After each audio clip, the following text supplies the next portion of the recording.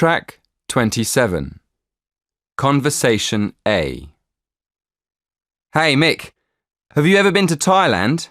Yeah, I was there last year. Why'd you ask?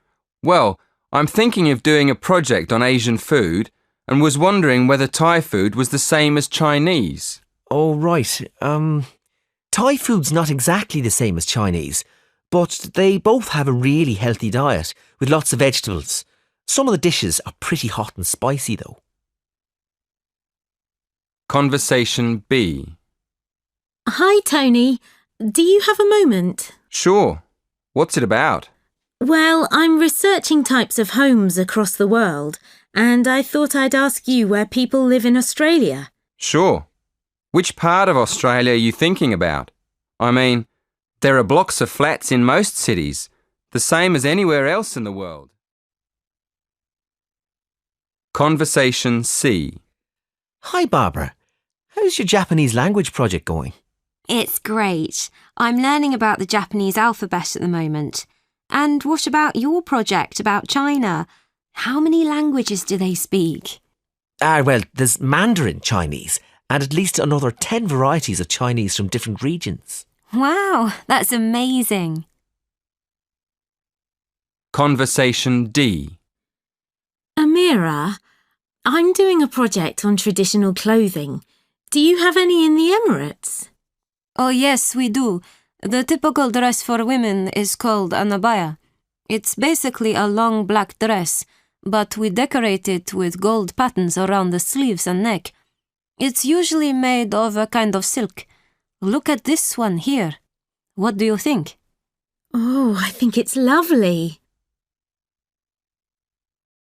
Track 28. I'm trying to find out if people from northern countries have the same attitudes to talking to strangers in public as people from southern countries. OK, so what have you found out? Well, I found out that in some countries it's more common to talk in public than in others.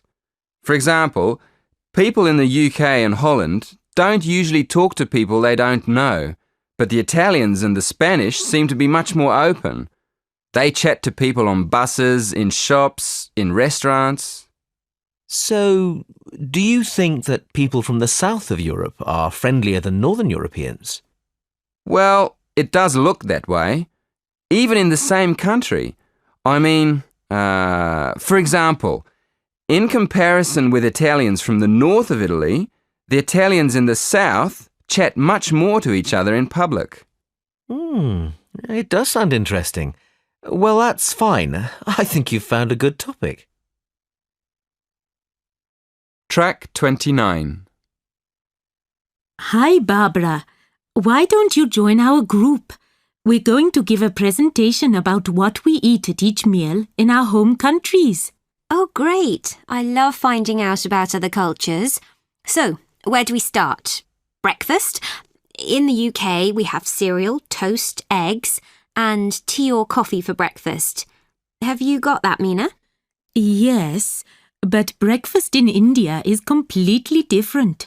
We have a lot of different kinds of breakfast across India, but mostly we eat some type of bread with lentils. Oh, is that right?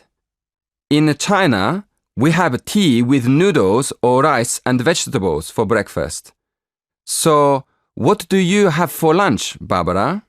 Well, you know, in the UK, we don't usually have a big lunch. We usually just have a sandwich. But it's different in India, isn't it? Oh, definitely. I don't like sandwiches at all.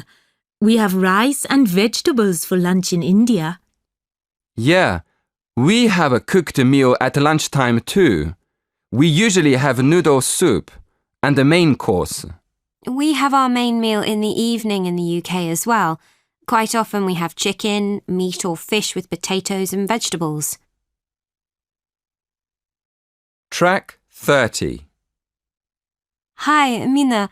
Shall we have a look at the material for our presentation on marriage customs? Yeah, sure. I've got a lot of information about India. How about you? Yes. I've got material about marriage in the Emirates. Shall we get going? What about meeting? How do people in India meet in the first place? In traditional Indian families, the parents used to arrange the marriage, and the couple used to meet for the first time when the boy visited the girl's house. But that's changed now. Yeah, we used to have arranged marriages in the Emirates too. Did the groom have to give anything to the bride's family?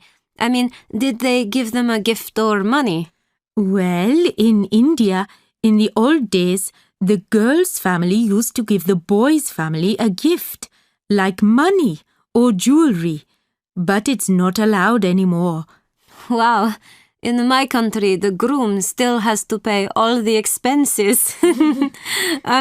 Have there been any changes in marriage customs in India in recent years? Well, yes. I found an article about special websites for finding partners.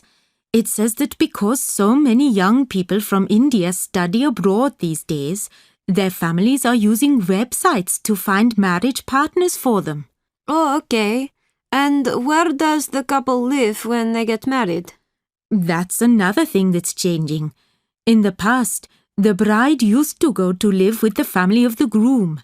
But these days, more and more young couples are setting up their own homes independently. What about the Emirates?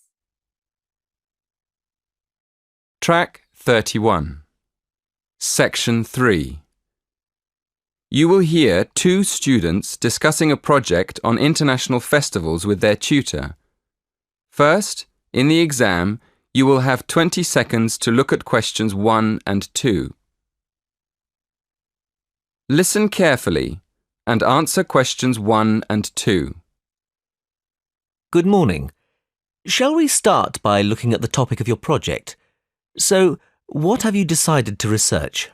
Well, we thought we'd compare festivals in different countries and see if any of them are similar. Yeah, like the carnival celebrations in South America and the water festival in Thailand. Okay. What exactly are you planning to study? The origins of the festivals? The types of celebration? People's attitudes towards the festivals? We were planning to look at the origins of the festivals and the time of year they're celebrated. We're thinking of looking at the connection between the seasons in different countries and the actual festivals, and then looking for similarities between countries that are quite far apart. Well, that sounds interesting. Did you say you've already started researching into the carnival? Yes. We've already found a connection between the carnival and the seasons. For instance, some researchers say that a very long time ago in Europe, people used to put on colourful masks and costumes at the beginning of the year to celebrate the end of winter, and then they could get ready for spring. Before you hear the next part of the conversation, in the exam you will have 20 seconds to look at questions 3 to 5. Track 32. Listen carefully and answer questions 3 to 5. Right. And then what happened? Well, as the years went by, the purpose of the carnival changed and it became a religious festival. These days, there are big carnival celebrations in countries all across the world, like Brazil and India and Indonesia. But an interesting thing we discovered is that in some countries, people celebrate the carnival by throwing water at each other in the street. Well, we thought that obviously this is because carnival's celebrated at the hottest time of the year, just before the rainy season. So splashing people with water is a very good way of cooling them down. Before you hear the rest of the conversation, in the exam you will have 20 seconds to look at questions 6 to 10. Track 33. Now listen and answer questions 6 to 10. Yes, that makes sense. Did you look into any other festivals? Yes, we did. What we're planning to do is more research into water festivals. We found that in Asian countries, where there aren't any carnival celebrations, there are still festivals that involve people splashing each other with water. Actually, we found references to them in Burma, Thailand, Vietnam, China, and Japan. But we also found a reference to a water festival in Mexico. So we thought we'd look into that a bit more and see if we can find any similarities between these countries. We realised that water is more than just a way of cooling people down in hot weather. It also has a lot of different religious meanings and purposes. For instance, we found that in some societies, water can mean life or wealth or just luck.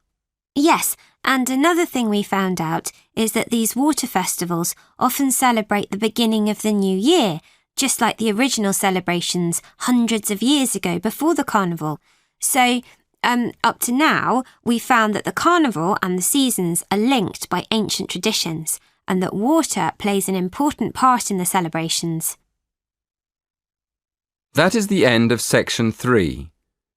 In the exam, you will have half a minute to check your answers.